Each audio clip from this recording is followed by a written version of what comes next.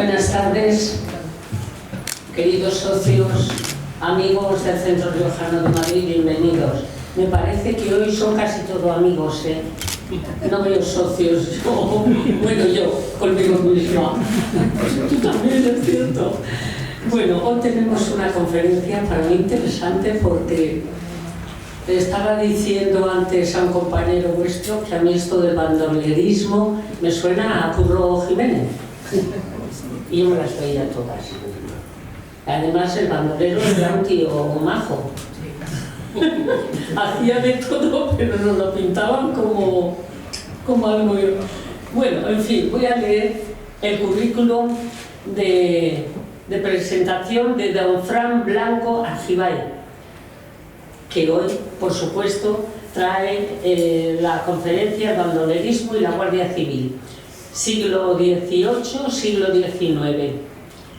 Vamos a ver, voy a leer un pequeño resumen de su currículum. Es pequeño, yo creo que tienes más. No, pero son mentiras. Creo que no. Fran Blanco Argibay, nuestro conferenciante de hoy, es periodista y un gran amante de la historia, sobre todo de la historia de España. Durante varios años participó en un programa de radio en cadena ibérica que se llamaba Españoles por la Historia, un programa de gran éxito donde se contaba la grandiosa historia de España con respeto y cariño. ¡Qué tiempos! Digo yo, ¿eh? ¡Qué tiempos aquellos! Para nuestro conferenciante fue uno de los trabajos... Cuando no queríamos perdón. Exacto. Ay, no me lo recuerdes. En fin, fue uno de los trabajos del que se siente más orgulloso. Además de radio y colaboraciones en la prensa escrita, Fran Blanco Argibay ha trabajado la mayor parte de su vida profesional en Antena 3 Televisión. Colaboró con José María Carrascal. Fue corresponsal varios años en Asturias, en San Sebastián y en Bilbao. De su estancia en el País Vasco en los años 90, Fran Blanco recuerda las durísimas condiciones de trabajo en las que se desempeñaba su labor la Guardia Civil. Desde entonces, su admiración por la Benemérita es incondicional y supo desde el primer momento en qué lugar había que estar sin equidistancias, con el orden y la ley y con España. Blanco Argibay trabajó muchos años de enviado especial por todo el mundo, siguiendo a varios presidentes de gobierno y relatando historias en lugares de conflicto. Actualmente imparte conferencias con la Fundación Reinos de España sobre la conquista de América y los grandes hombres y mujeres que han hecho de España, como él dice, una nación que merece la pena defender. Pues muy bien, yo voy a pasar la palabra al señor Fran Blanco. Muchísimas gracias, Gloria, por tu presentación. No merece la pena. Gracias a todos los miembros Estuve cómoda. A la vicepresidenta de La Rioja, gracias por darnos este lugar tan maravilloso. Y gracias a todos por venir. Felicidades a los Joses, a los padres. Sé que es un día difícil. Es un día, en fin, jueves, en medio de la semana, con este tiempo tan bueno. Espero que os merezca la pena. Voy a intentar que no sea muy larga la conferencia, porque igual todavía tenéis tiempo de tomar un minuto aquí y de estar con los nuestros. Yo sé que la gente que viene a las conferencias es gente, en fin, de alto nivel, que conoce bien la historia. El título, la verdad es que es un título, como diría mi amigo, uno de los políticos, de los pocos que admiro, Antonio Mayor Oreja, el bandolerismo es un título trampa, porque bandolero, el término bandolero en la Guardia Civil prácticamente no lo empleó nunca. El mismo Duque de Ahumada, el fundador de la Guardia Civil, se refería a los bandoleros, que tiene cierta connotación, como decías tú, un poco épica, folclore. Sin quererlo me estás destripando un poquito pero bueno, me lo estás destripando. No hables más. bandolero, ellos, en la Guardia Civil siempre les ha llamado lo que son bandidos y malhechores. Malhechor es la palabra, que es el que comete un delito de manera continuada, forajido, en fin, lo que queráis. Ni siquiera los bandoleros se llamaban bandoleros. Lo cierto es que la intervención de la Guardia Civil en el siglo XIX fue providencial y heroica. Providencial porque llegó en un momento dificilísimo, quizá el momento más difícil de la historia de España. Sin la intervención de la Guardia Civil, y por eso creo que es muy importante la conferencia de hoy, el tema, España sería totalmente diferente. No sé si sería estados fallidos como hay en América, que los hay, pero seríamos muy parecidos, tendríamos índices de delincuencia organizada comunitaria, por ejemplo, una mafia que eso no hay quien lo elimine, o incluso Francia, la mafia de Córcega o marsellesa está enraizada, y no, por no hablar de los últimos años de cómo es la delincuencia organizada en Holanda, por ejemplo, que es tremenda. España nunca ha tenido eso. No ha estado cerca. En los últimos años nos conducimos de manera muy equivocada, pero bueno, no vamos a entrar en sucesos que están ocurriendo muy recientes. Pero, como digo, sin la intervención en el siglo XIX de la Guardia Civil, España hoy sería totalmente diferente. Digo que fue providencial y heroica porque murieron muchos. Desgraciadamente, luego veremos los estadillos en 1845-46, el primer despliegue de la Guardia Civil en aquellos años es que eran 4 gatos. A lo mejor en el famoso tercer tercio, que era el que abarcaba toda la Andalucía, Sevilla, Córdoba, Málaga, Granada, era la zona más difícil, donde había más bandoleros. Apenas había 300, 400 guardias civiles. Había una compañía de caballería para la mitad de Andalucía. Es que los bandidos es que eran como 10 veces superior. Bueno, pues en muy poquito tiempo, la Guardia Civil, luego lo veremos poco a poco detalladamente, consiguió erradicar toda esa pandilla, esas gavillas de delincuentes, y lo hicieron, pues eso, de manera heroica y dando su sangre, porque los enfrentamientos, que luego veremos alguno así curioso, siempre terminaban a fuego y a sablazo. Los primeros años fue tremendo. Decía Benito Pérez Galdós que los soldados, los héroes, dan 2 batallas en su vida. Una es contra las banderas, contra los delincuentes, y otra es contra el olvido. Y desgraciadamente esa batalla en España, nuestros seres la suelen perder. Yo me gustaría preguntaros, voy a hacer 2 preguntas. La primera seguro que la sabéis. Tú la vas a saber seguro. ¿No? Sí. Si yo dijera ahora qué delincuente, qué bandolero famoso hay en España, ¿quién diría? ¿Ahora? No, ahora no valen políticos ni presidentes que os conocen. No valen políticos ni ahora. Pero quiero que me entendida, ¿no? De bandoleros famosos, decidme uno. El Pernales. El Pernales. El Tempranillo. El Tempranillo, qué cantidad. Pero uno que haya salido mucho en televisión. Curro Jiménez.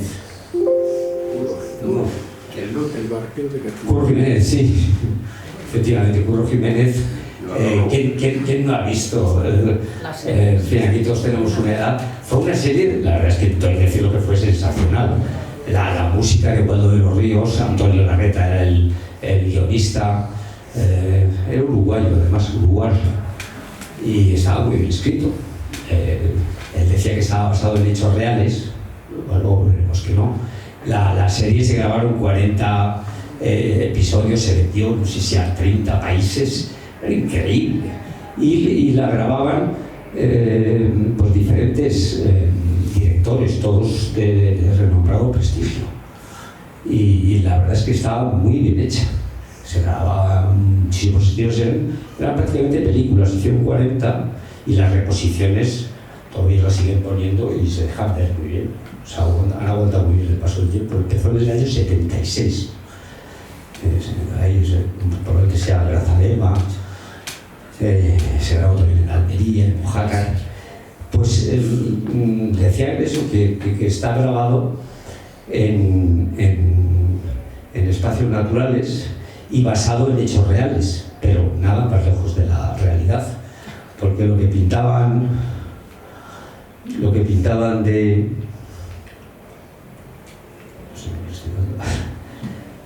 Curro Jiménez, que es el famoso barquero de Cantillana, realmente existió. Se llamaba Andrés López Muñoz y efectivamente fue un bandolero, pero que no luchó contra los franceses.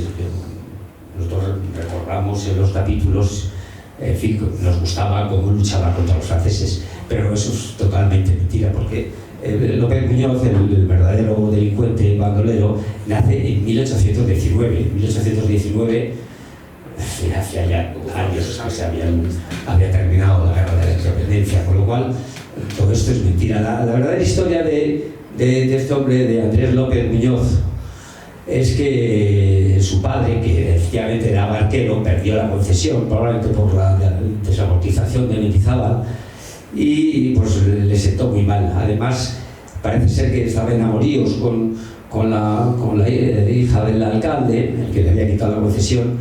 Él intentó, en fin, abusar de ella, le dieron una paliza, se echó al monte, mató a un guardia civil, ya empezó su carrera de extorsionador, porque era lo que eran, extorsionaban, no eran Robin Hoods de ninguna manera. Y fíjate que todavía si buscamos muchos de los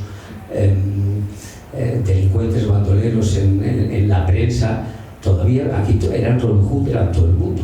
No, lo que eran es que tenían amenazado a la gente, a los venteros, a toda la gente de los cortijos, y claro, colaboraban con ellos, pero era por miedo, porque eran tremendos. Bueno, pues el famoso Andrés López Muñoz, Curro Jiménez, era un asesino, mató a un guardia civil, Francisco Rieles.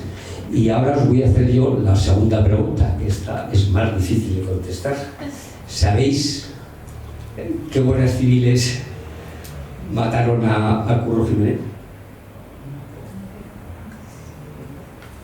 Esta es más difícil. Yo hasta tengo que mirarlo. Pues fue el teniente Castillo y el sargento Lasso.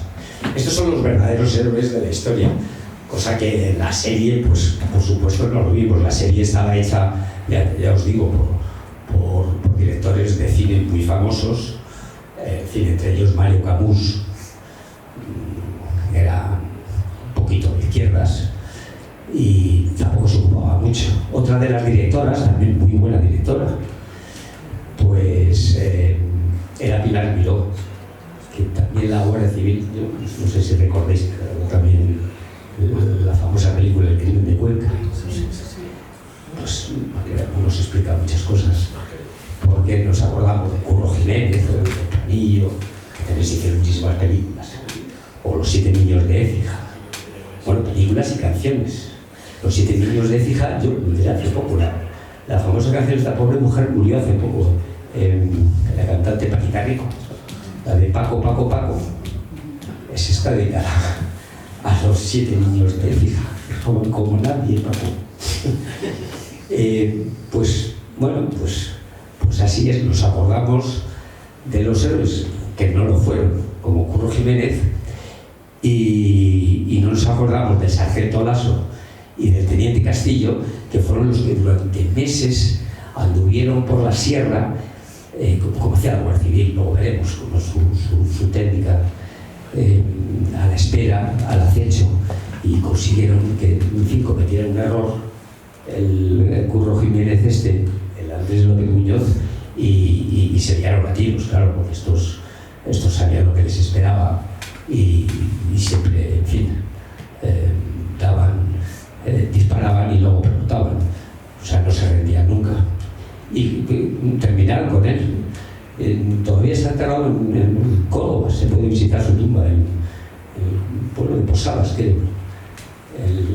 Desgraciadamente hay muchos de estos bandoleros que tienen museos, tienen tiendas, calles dedicadas en sus pueblos, gente que, en fin, con delitos de sangre en sus espaldas y todo tipo de barbaridades.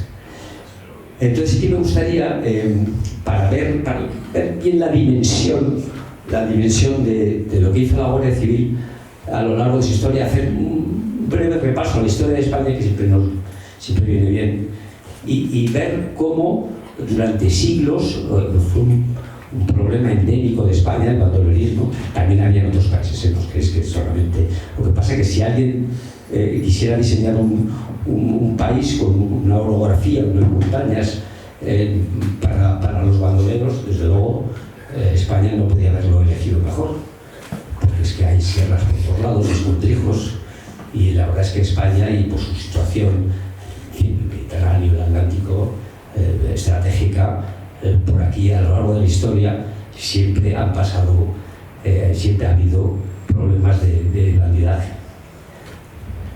Por ejemplo, ni siquiera las mejores legiones romanas pudieron terminar con el bandolerismo.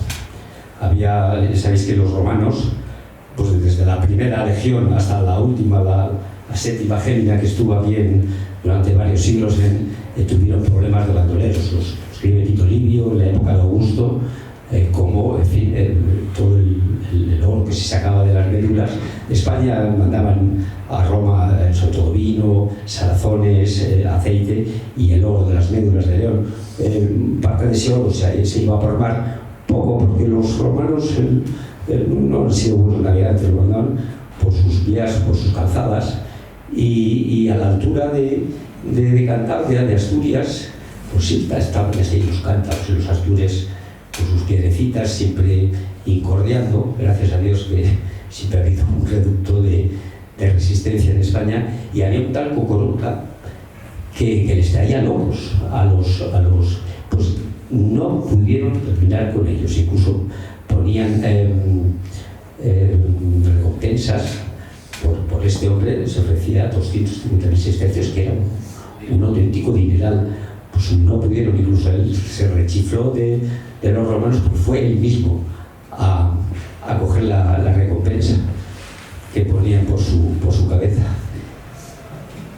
Termina, digamos, el imperio romano. Siempre cuando hay un vacío de poder, la caída de todos los imperios, de los reinados, ese es el momento del bandidaje. Cuando hay vacío de Estado, hay soldados desertores, esclavos desertores. En la época que ya entraban los visigodos, los alanos, los suevos, también ya están los bagaudas asaltando ciudades, aprovechando que el Estado no hace nada. Es cuando el bandidaje, cuando no impera la ley, es cuando surgen. También los visigodos tuvieron sus problemas de bandidos. Con la invasión árabe, también Omar Ben Hassan, que era muladí, eran los cristianos conversos para no pagar impuestos, conversos al Islam. También, bueno, ellos eran menospreciados, digamos, por resumir un poquito, claro. La dominación árabe estaban, digamos, los de alto standing, los omeyas, que eran sirios, eran yemeníes, y luego, digamos, pues todos los mozárabes, los berberiscos que les trataban. Bueno, pues estos se las pusieron bien difícil a los omeyas.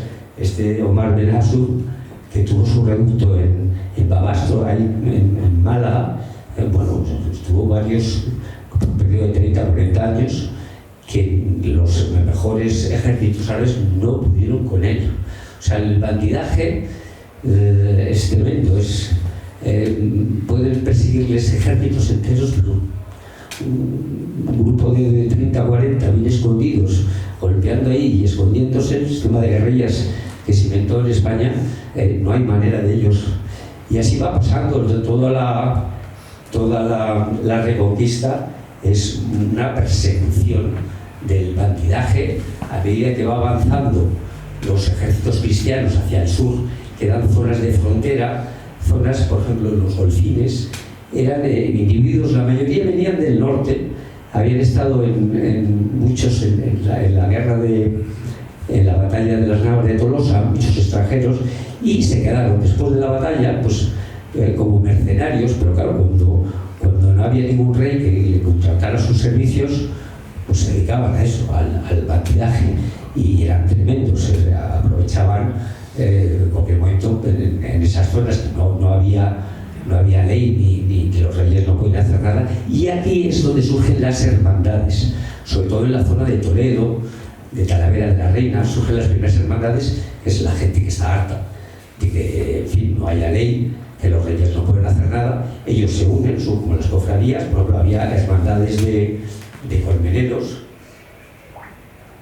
se robaba mucha miel, había hermandades de ballesteros. Todas estas hermandades, la única ley que había en aquella época, no se podía con ellos. La costumbre en aquella época los llevaban a Peralvillo, no sé si conocéis bien, la gente de aquí de Ciudad Real. Peralvillo durante muchos siglos fue el sitio donde ajusticiaban a los que cogían en la justicia de Peralvillo, que se llama una justicia garantista, o garantista, que te cogían y tenías la garantía de que te cortaban la cabeza. Aunque al principio, en realidad, durante muchos años, en época incluso antes de los reyes católicos, la manera que tenían, te asediaban. Con las ballestas les lanzaban 13 flechas. Luego ya Carlos V, que era un poquito más civilizado, dijo que no había que ahorcar a la gente. Durante muchos siglos fue en este pueblo, en Peralvillo, donde les llevaban, y además que lo hacían bien porque, o sea, traían al reo, si no le mataban en el campo, que era lo más normal, si llegaba ahí, según llegaban, le ajusticiaban. Y luego hacían las pesquisas, luego investigaban un poquito, a ver. Pero bueno, no se solían equivocar. Y bueno, de hecho, las ejecuciones públicas hubo hasta 1870-72, creo, que a alguien se le ocurrió que la gente disfrutaba demasiado, porque esto será pues como una final de la Champions League, ver un ajusticiamiento, pues era lo más, ya no solo en Peralvillo se hacían las ejecuciones, luego todas las ciudades, en Madrid se hizo muchísimo, el famoso Candelas, bueno, en la Plaza Mayor ha habido muchas, al famoso Luis Candelas le tuvieron un poquito en la cárcel del Saladero, que está, la cárcel del Saladero todavía está en el edificio, está en la Plaza de Santa Bárbara, me parece que hay un edificio del BBVA, no sé qué tienen ahí, pues ahí era la cárcel, imaginaos qué cárcel era, y luego le llevaban en un carro, ahí se llevaron a Luis Candelas hasta el campo de guardias, que es donde tiene, no está muy lejos, donde tiene ahora un depósito del canal de Isabel II, también hay unas exposiciones, ahí es donde les ajusticiaban. Pues durante todo el camino, bueno, pues ahí había romería, la gente iba a comer, a beber, o sea, era un cachondeíto, era lo más divertido que podía haber en la zona. Pues la última ejecución que fue que luego a partir de ella, no sé, seguía habiendo ejecuciones, pero ya no eran públicas, fue también de unos bandoleros de Toledo, los famosos Juarillones y los Purgaciones, que les ajusticiaron en Toledo, les tenían en la cárcel, que ahora es la sede del Congreso, del Parlamento de las Juntas de Castilla-La Mancha, y allí estuvieron a los que habían detenido. Luego veremos cómo fue esa detención también por parte de la Guardia Civil.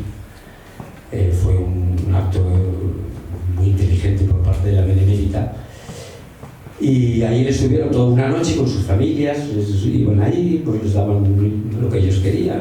Creo que comieron, ajusticiaron a un montón, a 10 o 12, y les dieron de comer carne mechada, tortilla con jamón y unos bartolillos. Ahí estaban con sus familiares, y al día siguiente se los ganaron. Esa fue la última ejecución pública que hubo.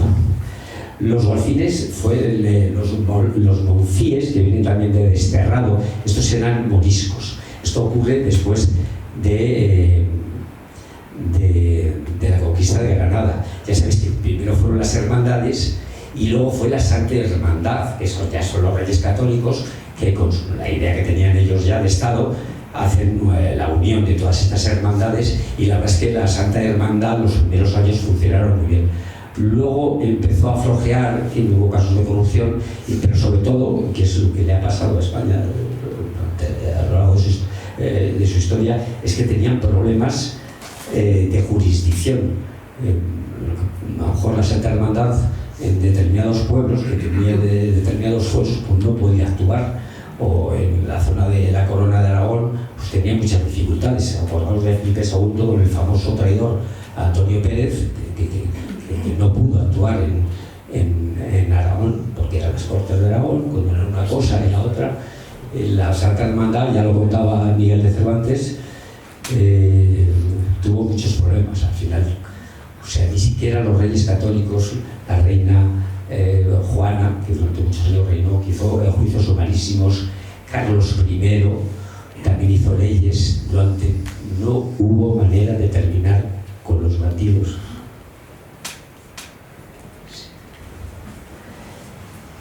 Lo mismo le pasó a los Austrias. Felipe V, hay un famoso bandido, Florencio Hinojosa, este era un bandido ácrata. Este estuvo, hacía todo tipo de barbaridades, de asesinatos. Cuando se enteraba si había alguna boda, y el día antes llegaba y cogía a la novia, y pues podéis imaginar lo que hacía, muchas barbaridades. Estuvo además encerrado en la iglesia no podía hacer nada, los escopeteros, en fin, todas las hermandades. Se encerró en una iglesia ahí en Osuna, y salía, entraba, se cogía sagrado, y no había manera. Estuvo así 4 meses hasta que le tendieron una trampa. Fue ya con Carlos III el que ya con un acuerdo con la Santa Sede para poder evitar que se me un poquito con el teléfono, para evitar que los delitos, sobre todo de sangre, se puedan quedar inmunes metiéndote en una iglesia. Y así, bueno, van pasando los siglos. Carlos III tuvo una idea que era repoblar toda la zona malísima, que era toda la zona de Despeñaperros.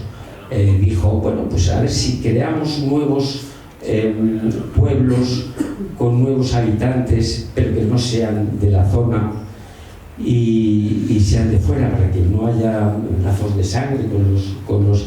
Y bueno, la idea en principio sobre el papel era buena. El famosos ministros que tenía, Olavide y Florida Blanca, todos estos, y entonces decidieron crear todos estos pueblos que pasamos ahora cuando vamos a Andalucía, Santa Elena, La Carolina. Todos estos son pueblos diseñados por Carlos III, y los habitantes los trajo pues, de Suiza, de Valonia, trajo alemanes. Ese era sobre el papel de idea. Se les daban 50 fanegas que son aproximadamente 33 hectáreas, no estaba mal, tenían que perimetrar con árboles frutales, les daban de todo, les daban las azadas, les daban 2 vacas, 5 ovejas, 5 gallinas, en fin, sobre el papel dices, bueno, ellos se llaman feligresías estos pueblos. Y en principio, bueno, pues la idea era buena. Lo que pasa es que se le encargó todo, claro, sobre el papel todo aguanta.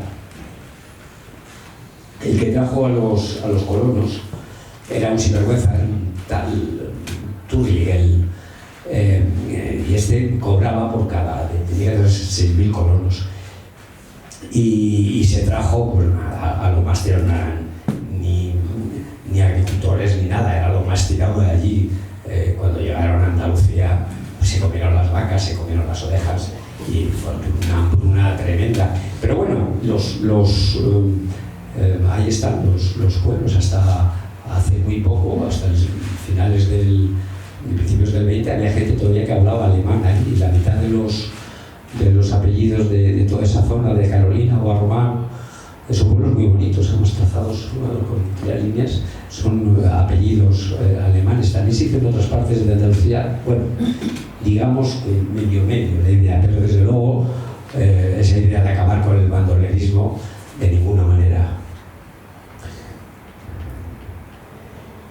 Y llegamos al siglo XIX, como digo, el peor siglo que ha vivido España, con pronunciamientos, revoluciones, motines, guerras civiles, golpes de Estado, la guerra de independencia, la pérdida de América, que no de colonias. España nunca tuvo colonias, con los virreinatos. Lo mismo era el Perú que Ávila.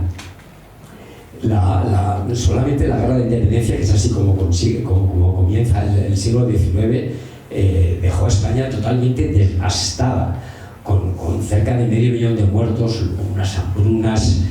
Lo que no robaron los franceses lo destrozaron, la poquita industria que había, también incluso los ingleses que vinieron a ayudarnos destrozaron todo lo que pudieron, las infraestructuras, no quedó absolutamente nada.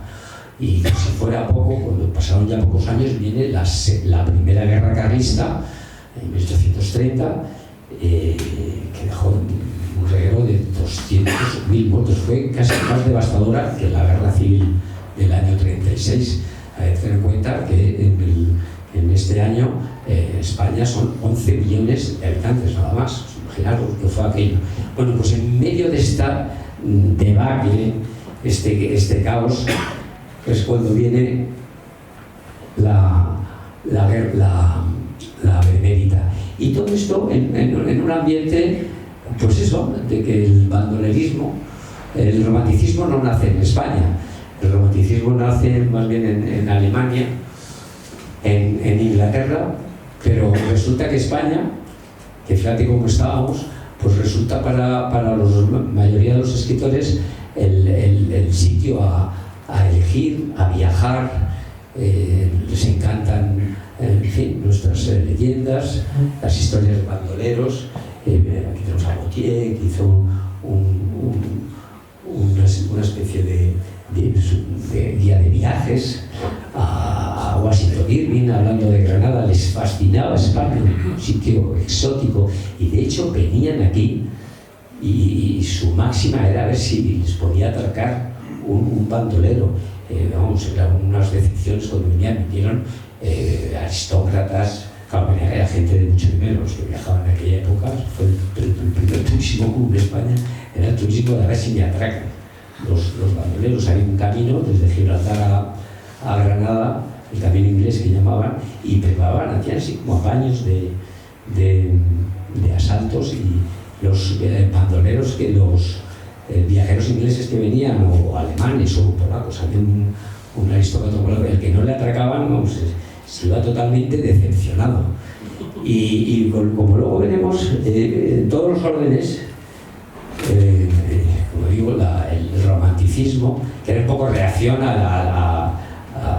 pues eso, al neoclasicismo, a la ilustración de Napoleón.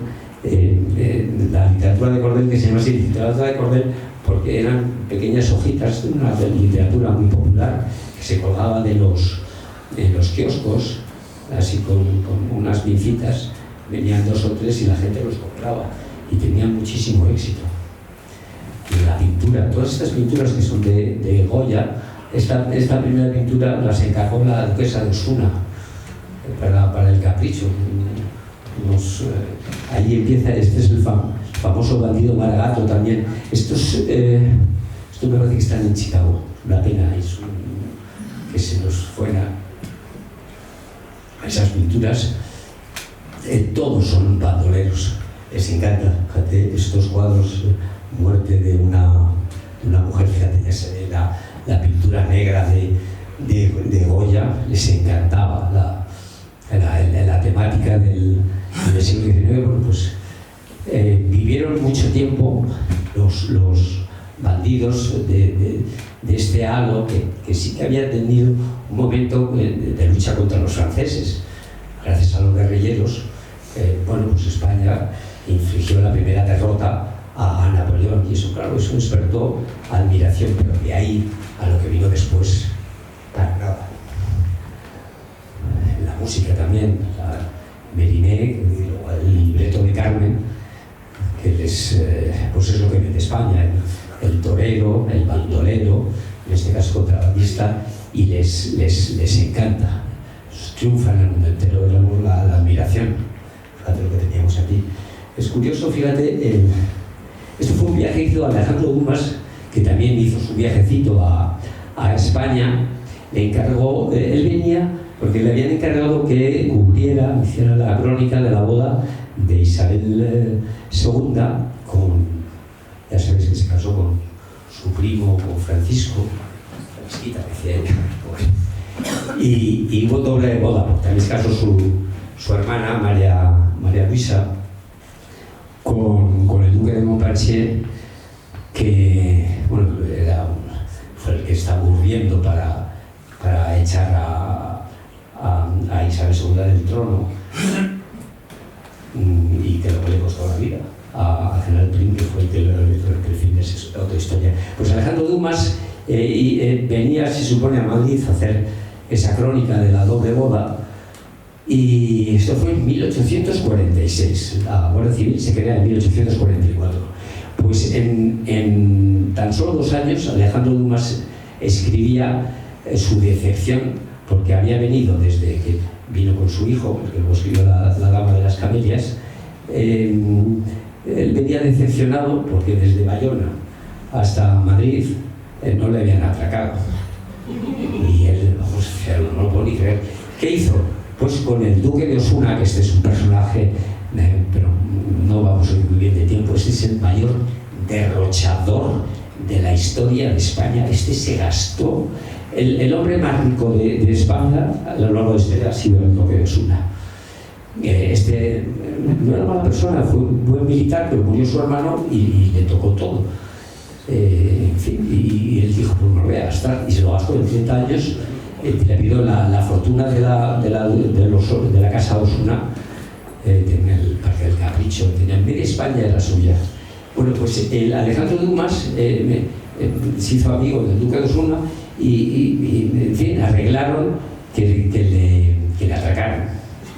Y así fue, el paralío lo contó, en fin, bueno, contó también corridas de toros, como eran, no está mal. Si entréis en Google, cómo escribía Alejandro Dumas de España, unos problemas en Granada. El duque de Osuna, para que veáis un poco cómo era la sociedad del siglo XIX, él fue embajador en Rusia y rivalizó en gastos con el mismísimo zar. A la zarina le traía todos los días, le hacía traer desde Holanda en una serie de diligencias, todos los días le traía un ramo de rosas blancas. Eso era dineral. El rivalizaba, tenía un tren, o sea, en aquella época no había aviones, no había jet, tenía un tren para él solo. Bueno, luego se lo gastó todo. Es una historia muy, muy curiosa para que veáis un poco cómo era la sociedad del siglo XIX. Bueno, llegamos ya por fin a la Guardia Civil. Isabel II, el duque de Ahumada, y aquí tenemos el primer uniforme. La uniformidad fue importantísima.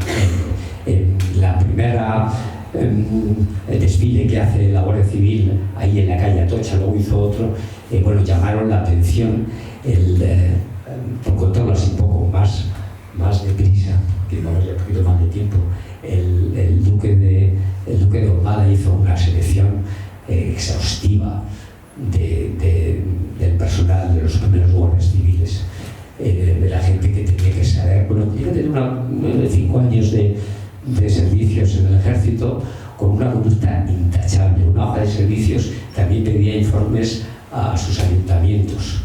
Tenía que tener una altura, que eran 5 pulgadas y 2 pies, que eran unos 60, que para la época era un montón. Tenían que saber leer y escribir. Saber leer y escribir en este año, cuando había un 75% de analfabetismo, era poco menos que todos tuvieran una carrera, una licenciatura. Yo no sé ahora, bueno, pero esto es a lo largo de la historia.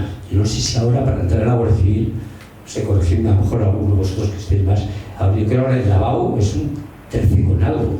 O sea, de las notas más, lo digo porque hay muchas veces que vemos películas donde sale el Guardia Civil así como si fuera tonto o analfabeto, y nada más lejos de la realidad. O sea, en aquella época eran los más preparados. Y en aquella época y en la de ahora, como estoy contando. Pues con estos hombres salen los primeros guardias civiles, los primeros despliegues en los peores años, ya digo, después de la guerra de independencia, después de las guerras carlistas, después de miles de pronunciamientos, pues ahí salen desde la Academia de Vicálvaro, de Alcalá de Henares, de Leganés, salen los primeros guardias y con sus primeras misiones. ¿Qué es lo que hace la Guardia Civil que no se había hecho antes? Pues trabajar mucho, una labor de presencia permanente en los caminos, hacer esas patrullas de a dos, escoltas, contrapartidas. Así cogieron a Curro Jiménez. Sobre todo la labor de inteligencia, hablar mucho con la gente de los pueblos, cosa que antes no se hacía. Trabajo en un destacamento, estaba por ahí una semana, 2 o 3, luego fuera, hacía 4 o 5 batidas, pero poco más. Las circulares del duque de Ahumada controlando a todos los cuarteles, es que es para leerlas. Estaba encima constantemente diciendo que había que esperar. Si una diligencia se retrasaba 15 minutos, ya tenía que salir un destacamento a ver qué había pasado porque se había retrasado. Siempre tenía que haber luz en los cuarteles, el trato exquisito con la gente. Era un trabajo y constantemente mandando circulares, en fin, el trabajo ímprobo que hicieron los guardias civiles en aquella época, desde luego, y es digno de admiración. La primera actuación que tienen, pues sale una diligencia de Madrid con destino a Extremadura. Ya sabían que, porque es que en aquella época era constantemente atracos, asaltos, pues un destacamento, el de caballería, Matías del Campo, otro de los héroes desconocidos, pues consiguieron a tiro limpio, porque ahí murió uno, hubo 4 detenidos, creo que escaparon 2. Esta fue la primera actuación de la Guardia Civil. Hay datos, ahora tengo por ahí algunos estadillos, pero un poco por encima, tampoco hay que exagerar exactamente.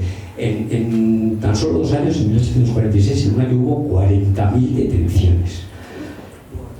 Sus armas, la persuasión y la fuerza moral.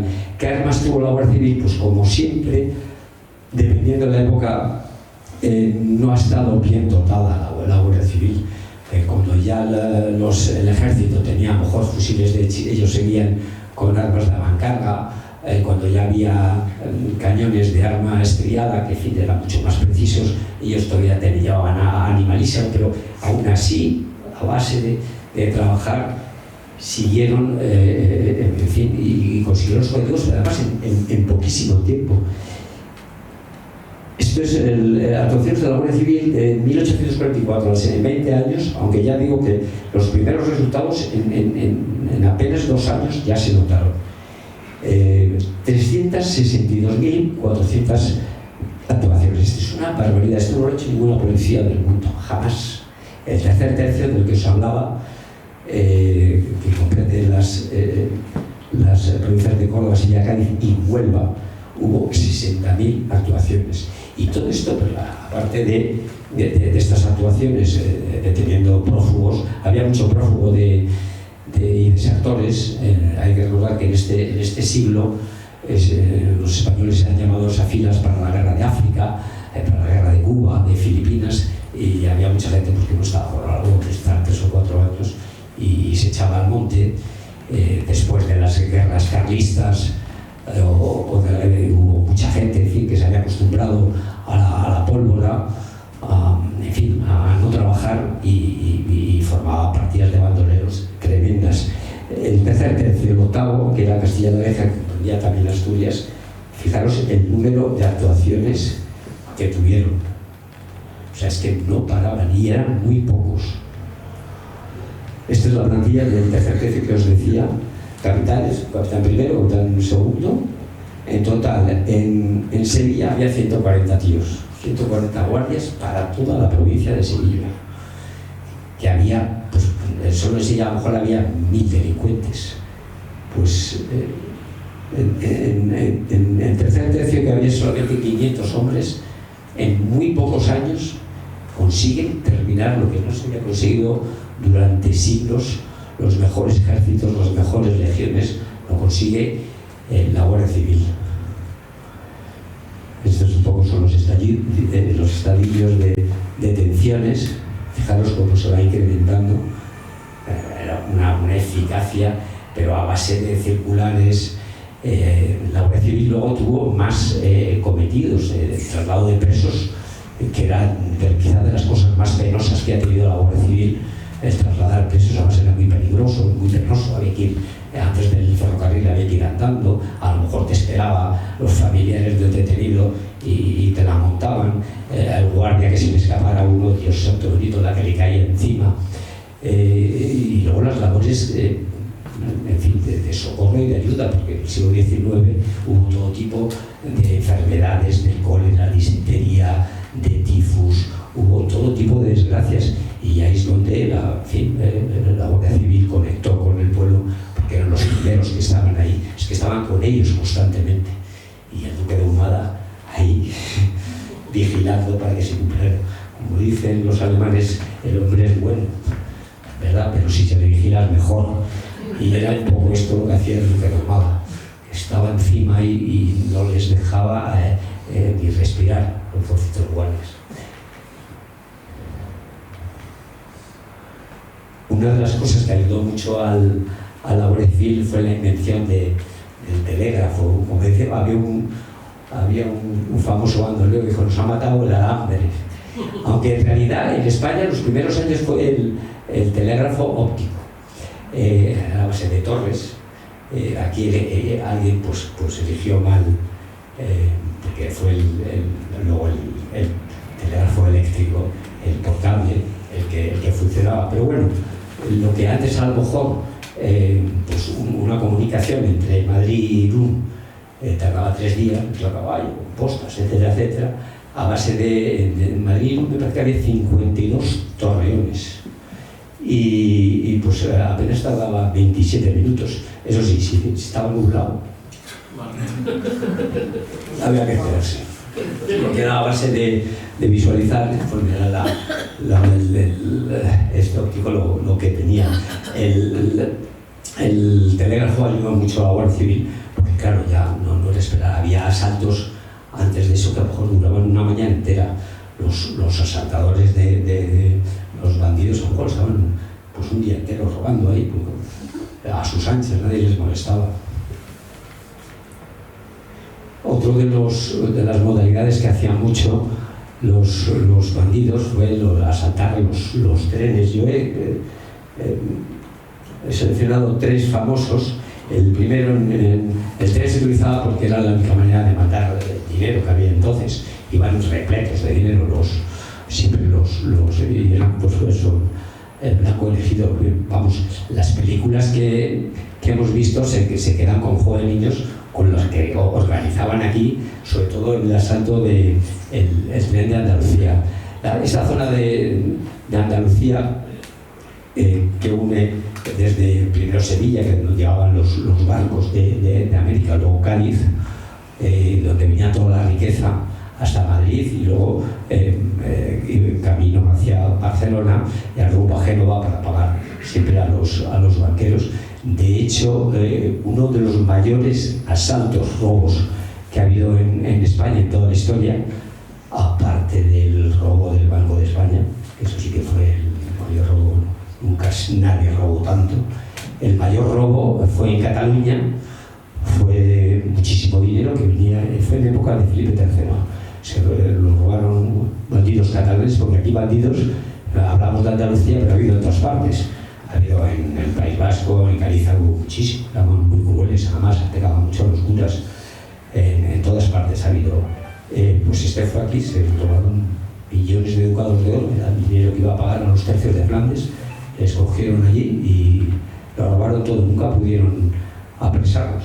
El asalto al tren correo, pues eran grupos de 50 60 bandoleros, el primero en 1872, y consiguieron bloquear la vía.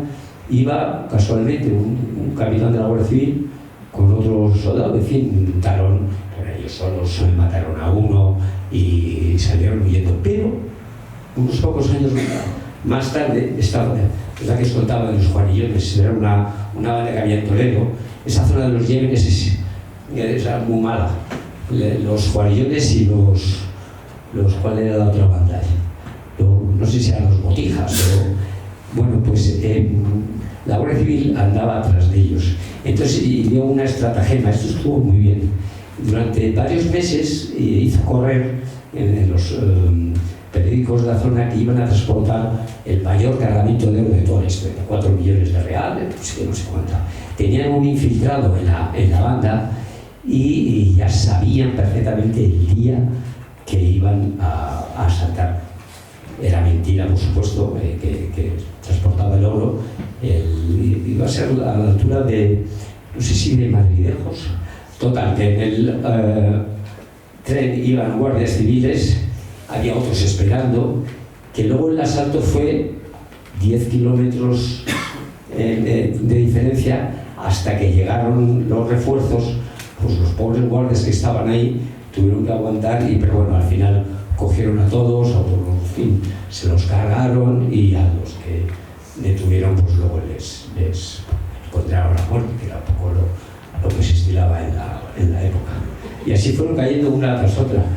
El famoso Pernales, bueno, tienen unos nombres, eran todos tremendos. Era muy chiquitín, cuando decíamos que el guardia civil tenía que medir unos 60, pues era un tiarrón, un tío de unos 60.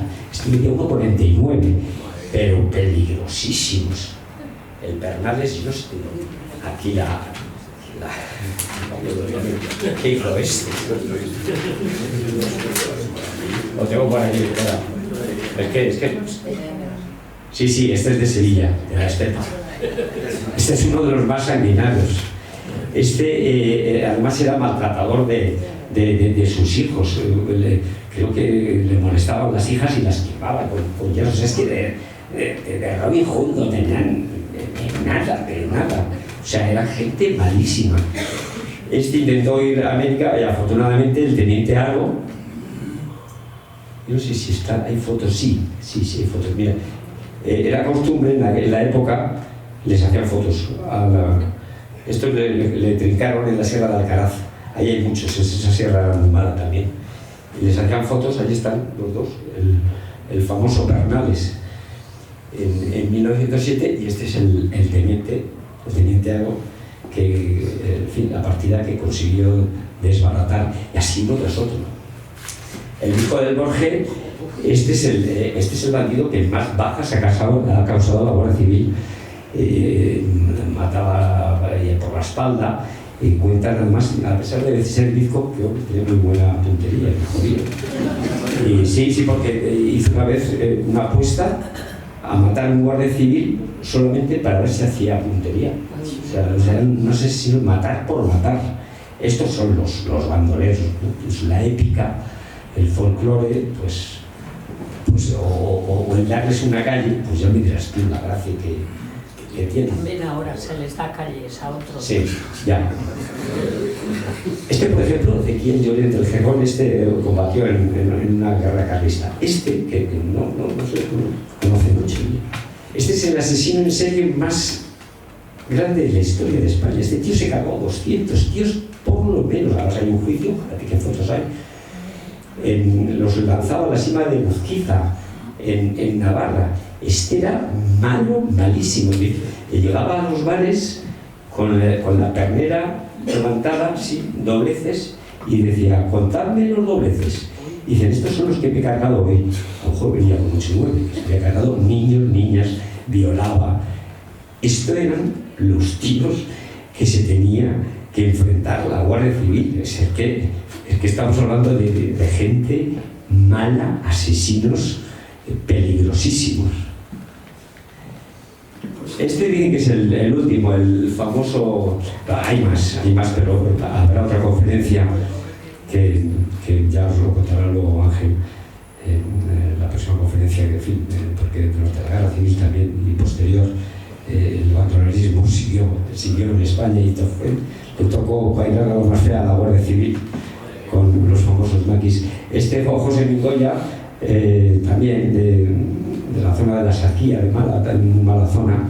Este fue a la guerra de Cuba, vino ya regresado y bueno, pues también se cargó a todos, los que pudo, votó también a muchos guardias civiles. Hay muchísimos. Está el famoso, además con unos nombres, el famoso Chorralaire. Sí, ese era de la zona aquí de Madrid. Estaba todo el día en la venta Pesadilla, en el Polar. Se llamaba Pedro Sánchez. No, perdón.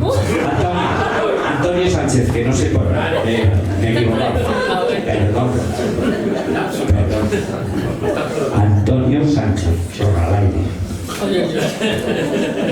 Bueno, pues podríamos seguir así, uno tras otro, pero yo creo que ya la idea ya la tenéis todo. Y yo sí que digo, sois gente muy educada y siempre aplaudís cuando que este aplauso de hoy estuviera dedicado a lo que yo llamo, parafraseando esa famosa película tan buena bélica de la delgada línea roja, yo lo llamo la delgada línea verde, que es la última línea de defensa, y que este aplauso fuera para los más de 6.000 agentes que dieron su vida a lo largo de la historia por hacer que hoy España, bueno, pues todavía merezca la pena vivir. Así que muchas gracias.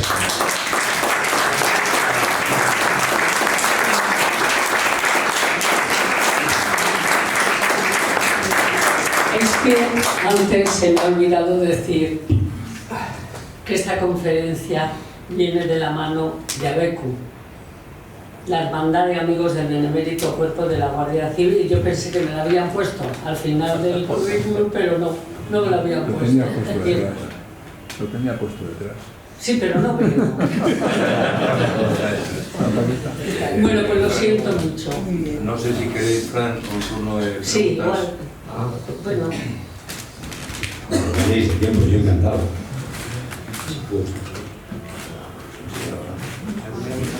Muchísimas gracias por venir. Muchísimas gracias por estar tú hoy aquí. Sí, pero que la hayas pasado bien. Sí. Sí, bueno. Pues Sobre todo el final ha sido lo mejor. Así.